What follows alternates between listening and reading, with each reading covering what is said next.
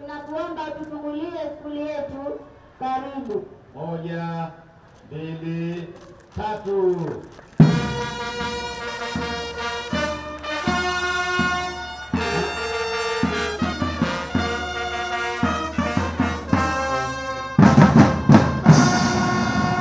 Mimi mwenyewe nimeingia katika skuli hii, nimejionea mimi mwenyewe kwamba ndani ya skuli hii tuna jengo lenyewe la skuli kama tulivyoelezwa hapa, ambayo ni ya kisasa sana.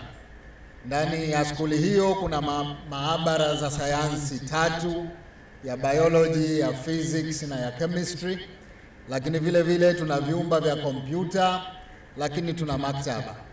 Ukiwa na zana kama hizi katika skuli, bila shaka vijana wetu watafanya vizuri zaidi.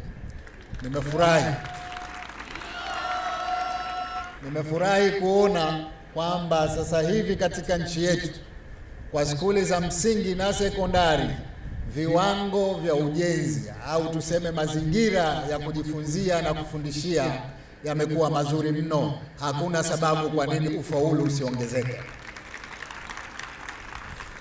Lakini kwa skuli hii kuna jengo la kafeteria kama tulivyoelezwa, kwa maana ya jengo la vijana walimu wao kuweza kupata chakula, lakini kuna jengo la makazi ya walimu ili walimu wawe hapa karibu, wafanye kazi bila kuchelewa kutoka mbali. Lakini vile vile kuna jengo la dakhilia ya wanafunzi. Mara nyingi wanafunzi wanapata changamoto ya kukaa nje ya skuli, jambo ambalo linawafanya wasiweze kufanya vizuri katika masomo. Imethibitika kwamba wanafunzi wakikaa katika dakhilia huwa wanafanya vizuri zaidi. Kwa hivyo hatuna shaka katika skuli hii vijana wetu watapata mazingira mazuri ya kujifunzia, ya kuishi, ili waweze kufanya vizuri zaidi katika mitihani ya taifa.